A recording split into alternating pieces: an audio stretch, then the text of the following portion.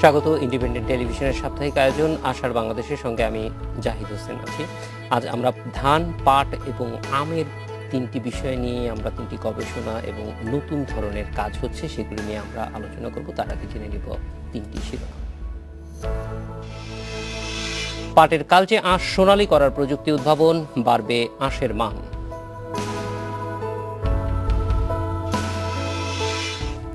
সরু ধানের উচ্চ ফলনশীল জাত উদ্ভাবন করল ধান গবেষণা ইনস্টিটিউট। কীটনাশকের বিকল্প প্রযুক্তি ব্যবহার শুরু, পাওয়া যাবে বিষমুক্ত আম।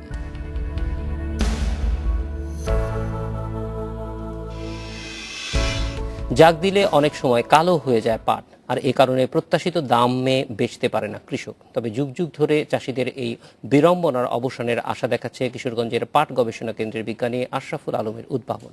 তিনি এমন প্রযুক্তি আবিষ্কার করেছেন যাতে কালো হয়ে যাওয়া পাটকেও আবার সোনালী আঁশে রূপান্তর করা যাবে অল্প খরচে। পাট পচিয়ে বিপাকে পড়া কৃষকদের সমস্যা চাকুরিতে যোগ দেওয়ার পর থেকেই দেখে আসছিলেন আশরাফুল আলম। পণ করলেন অবসান ঘটাবেন এই সমস্যার। ৩ বছরের নিবিড় গবেষণার পর আসলো সাফল্য। পাটকে সজীব করে তুলতে আশরাফুল আলমের উদ্ভাবিত পদ্ধতি কঠিন নয় তেমন। ৪০ লিটার পানিতে ২০০ গ্রাম টিএসপির গুঁড়া মিশিয়ে তাতে ১ মণ কালচে পাট মাত্র ৪ মিনিট ভিজিয়ে রাখলেই এ পাট সোনালী আকার ধারণ করে। এতে পাটের গুণগত মানের কোনো ঘাটতি হয় না। বিজ্ঞানী আবুল কায়ের মোল্লা এগুলো বান্ডেল স্ট্রেংথ, ফাইনেস, ব্রাইটনেস এগুলো পরীক্ষা নিরীক্ষা করেন এবং উনি যে রেজাল্ট পান এতে দেখে গেল গুণগত মান তেমন একটা প্রভাব পড়ে না আর কি। ২০১২ সালে প্রথম বগি পাট নিয়ে কাজ শুরু করেন তিনি। ইতিবাচক ফল পেয়ে সোনালী আঁশের ভবিষ্যৎ নিয়ে আশাবাদী হয়ে ওঠেন তিনি। পরের বছর ফাল্গুনী, তোষা, দেশি ও কেনাফ পাট নিয়ে কাজ করেও আগের মতোই সফল হন তিনি।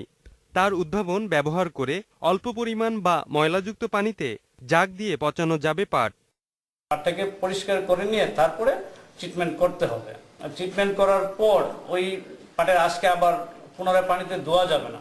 আবার কৃষক যখন রোদ্রে শুকাইতে দিবে, ভিজা থাকা অবস্থায় বৃষ্টির পানি চলে আসে, উজ্জ্বলতা কিছুটা কমে যেতে পারে। নতুন উদ্ভাবন ব্যবহার করে ১ মণ পাট সোনালী করতে খরচ হবে ৫ থেকে ৬ টাকা, আর কৃষক বাড়তি লাভ পাবে ৫০০ থেকে ৬০০ টাকা। পানির ভিতরে চুবাইয়া রাখি রোদে দিই, এই পাট সোনালী কালার হয়, হইলে পরে আমরা ন্যায্য মূল্যে বাজারে বিক্রি করতে পারি। উনি যেটা আবিষ্কার করছে এতে করে ১৫-১৬০০ টাকা বিক্রি করতে পারি, মানে অনেক লাভবান হই। আশরাফুল আলমের এই উদ্ভাবন বিভিন্ন জার্নালে প্রকাশিত হয়েছে। দেশের কৃষি বিজ্ঞানীরা তার এই আবিষ্কারকে সাদরে গ্রহণ করেছেন। রাকিব খান, ইন্ডিপেন্ডেন্ট নিউজ। আশরাফুল আলম আমাদের সঙ্গেই আছেন, আমরা তার সঙ্গে কথা বলবো। তার আগে জেনে নেই উচ্চ ফলনশীল ধানের বিষয়ে একটি প্রতিবেদন। উচ্চ ফলনশীল এবং গুণগত মানসম্পন্ন সরু ধানের নতুন ২ জাত উদ্ভাবন করেছে ধান গবেষণা ইনস্টিটিউট। নতুন এই ২ জাতের ফলন একরে ৩০ মণের কাছাকাছি। বৈরী আবহাওয়াতে ফসলহানির আশঙ্কা কম বলে জানিয়েছেন বিজ্ঞানীরা। এরই মধ্যে মাঠ পর্যায়ে পরীক্ষামূলক চাষ সফল হয়েছে। এবার দেখে নেব উচ্চ ফলনশীল সরু ধানের চাষের উপরে একটি প্রতিবেদন। ফলন বেশি হবে, কৃষি কর্মকর্তার কাছ থেকে এমন আশ্বাসে গোপালগঞ্জের টঙ্গিপাড়ায় বেশ কয়েকজন এবার চাষ করেছেন ব্রি ৬৩ নামের সরু বালাম জাতের ধান। প্রতি একরে ৮৫ থেকে ৯০ মণ ফলন পেয়ে দারুণ খুশি চাষিরা। অন্যান্য ধানের চাইতে তুলনামূলক অনেক ফলন বেশি পেয়েছি এবং খরচা কম। অনেক কৃষক বলতেছে বীজের কথা, যে বীজটা আমাকে দিও, তারাও সবাই চাষ করতে ইচ্ছুক। ধানটি উদ্ভাবন করেছে ধান গবেষণা ইনস্টিটিউট। কৃষিতে নতুন সম্ভাবনা দেখছে তারা। এটা স্থানীয় মিলে মালাই করা যাবে, যেহেতু এটার মধ্যে কোনো সুগন্ধি নাই।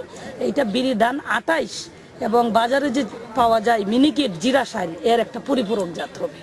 এবং আমি আশা করি যে কৃষক ভাইরা যদি এই বিরি ধান ৬৩ এবং বিরি ধান ৫৮ চাষাবাদ করে তাহলে তারা বাজার মূল্যও বেশি পাবে।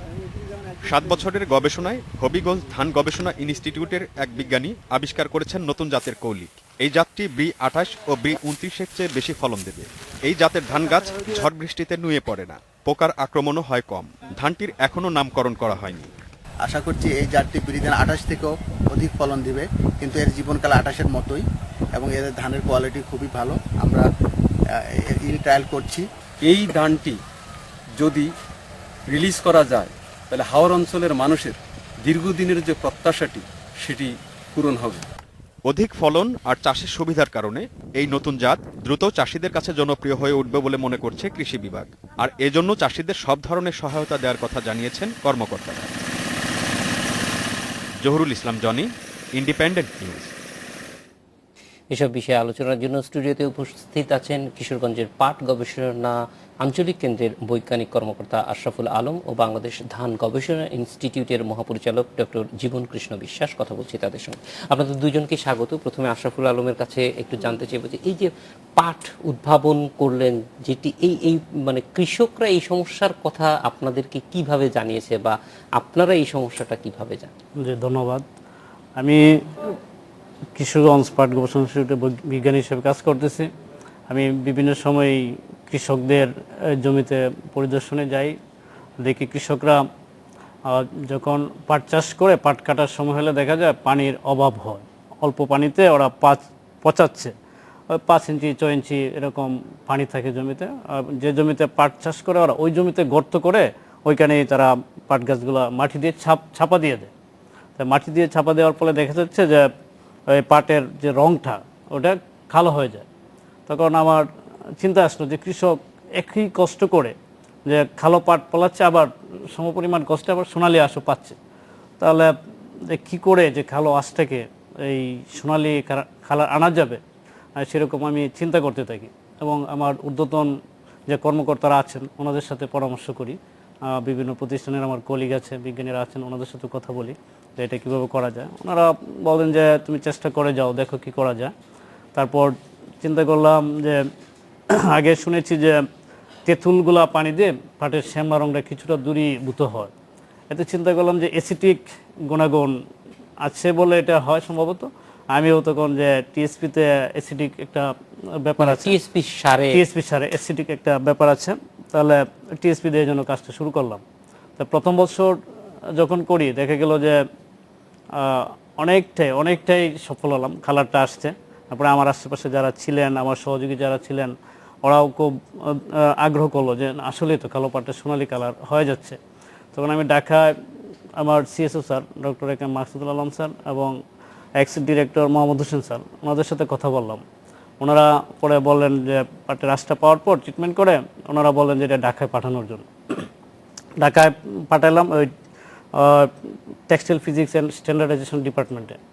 ওইখানে ওরা এগুলা ফাইননেস, ব্রাইটনেস, ফাইবার স্ট্রেংথ এগুলো দেখলো। দেখার পরে বোঝা গেল যে এগুলা ঠিক আছে, গুণাগুণ ঠিক আছে, যে ফাইবার স্ট্রেংথ কমছে না, কমলে খুবই সামান্য একটা প্রভাব পড়ছে। এতে এগুলো দিয়ে যে ব্যাগ, ছোট ব্যাগ, বস্তা, কাপড় তৈরি কোনো সমস্যা হবে না, স্ট্রেংথ ঠিক আছে, ঠিক থাকে। তা এইটা চাষিদেরকে জানানোর জন্য কি আপনারা কোনো ব্যবস্থা নিয়েছেন যে কিভাবে সারা দেশের চাষি? ওটা আমি তো আসলে ব্যবস্থা নিতে পারি না, আমার ঊর্ধ্বতন কর্তৃপক্ষ, আমার মহাপরিচালক স্যারকে এই বিষয়ে বলেছি। স্যার হয়তো উদ্যোগ নেবেন, কর্তৃপক্ষ উদ্যোগ নেবেন। এটা যদি করতে হয় তাহলে চাষিদেরকে কি আলাদা কোনো প্রশিক্ষণ দেওয়ার দরকার আছে নাকি শুধুমাত্র টিএসপি মিশালেই চলবে? মানে না, আলাদা প্রশিক্ষণ দিতে হবে। আচ্ছা, কারণ আমরা যখন টিএসপি দিয়ে এটাকে খালারে আনলাম, ওটার সাথে সাথে আবার পানিতে ধুয়ে যদি চলে যায়, বৃষ্টি হলো, কৃষক বাঁশের আড়া এটা শুকাইতে দিল, তৎক্ষণাৎ বৃষ্টি আসলে ওটা ওইভাবে ব্রাইটনেসটা থাকবে না, কমে যাবে। বিষয়টা কাপড়ে নীল দেওয়া, যেমন কাপড় পরিষ্কারের পর তো নীল দিলে কালারটা আসে, কিন্তু সাথে সাথে যদি আবার ধুয়ে পেলে নীলটা দিয়ে, তো নীল থাকবে না। তো ওটাও ঠিক একই রকম। আর মানে এইভাবে করতে হবে আর কি। মানে এখনো পর্যন্ত এই প্রযুক্তিটা কৃষকের কাছে নিয়ে যাওয়ার জন্য অবশ্যই মানে এই ক্ষেত্রে যারা কাজ করেন তাদেরকে আমাদের জি আমার কর্তৃপক্ষ, এবং একই সঙ্গে এই তথ্যটা ছড়ানোরও একটা ব্যাপার নিশ্চয়ই। অবশ্যই আপনি আমাদের সঙ্গেই থাকুন। আমরা একটু জীবন কৃষ্ণ বিশ্বাসের কাছে যাব যে এই যে মানে এক গবেষণার বিষয়টাই যে আমরা জানি যে মোটা চাল, উচ্চ ফলনশীল মোটা চাল বেশ কিছু জনপ্রিয় জাত আছে, যদিও ব্রি 28, 29 এগুলি ঠিক ব্রি 28, 29 হিসেবে বিক্রি হয় না বাজারে, অন্য নামে মানুষ এটা কেনে। কিন্তু সরু চাল উচ্চ ফলনশীল এটা আমরা দেখেছি যে খুব কম হয়। তো এটি আপনাদের মানে গবেষণাটা কিভাবে শুরু হলো? ধন্যবাদ আপনাকে। আসলে আমাদের ঐতিহ্য ছিল মোটা চাল, মোটা ভাত, মোটা কাপড়। আসলে এটা যখন আমাদের ন্যূনতম প্রয়োজন মেটানোর প্রশ্ন আসে তখনই আমরা এটা ভাবি। কিন্তু আপনি জানেন যে সম্প্রতি আমরা চাউল রপ্তানি করেছি এবং সেই নিরিখে বলতে হয় যে আমাদের ভাতের অভাব নেই। এই কথাটা আমাদের মাননীয় কৃষিমন্ত্রী মহোদয় প্রায়শই বলে থাকেন এবং তারই প্রচেষ্টায় আজকে আমরা এই অবস্থায়। তা যেহেতু যখন আমাদের ভাতের অভাব থাকে না তখন অবশ্যই আমাদেরকে সুস্বাদু এবং সরু চালের দিকে আমাদের চিন্তা করতে হয় এবং তখনই আমাদের ভাবতে হয় যে সেই আরেকটা ট্রেডিশন ছিল, সেটা হলো সরু চাল, মৌরলা মাছের ঝোল, এই ধরনের সুন্দর সুন্দর কথাবার্তা। তো সেই চিন্তা করেই হয়তো আমাদের মধ্যে সরু চালের জাত উদ্ভাবনের প্রচেষ্টা শুরু হয় এবং বলা যায় এটা অনেক আগে থেকেই।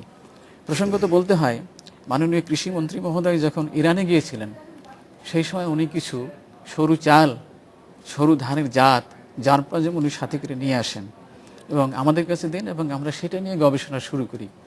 এবং তার মধ্যে একটা জাত ছিল আমুল 3, তার সাথে বিরিধান 28 জনপ্রিয় জাত। এই দুটো জাতের মানে স্বাভাবিক সংকরীকরণ পদ্ধতিতে আমাদের এই বর্তমানে যে জাতটা আমরা উদ্ভাবন করেছি বিরিধান 63, সেটা উদ্ভাবিত হয় এবং এটা দেখতে এটা যথেষ্ট লম্বা এবং অবিকল বাসমতির মতো, বা আমরা যেটাকে বলে থাকি বালাম চাল আমাদের দেশের, সেই বালামের মতো মনে করেই আমরা এটাকে সরু বালাম হিসেবে নামকরণ করেছি।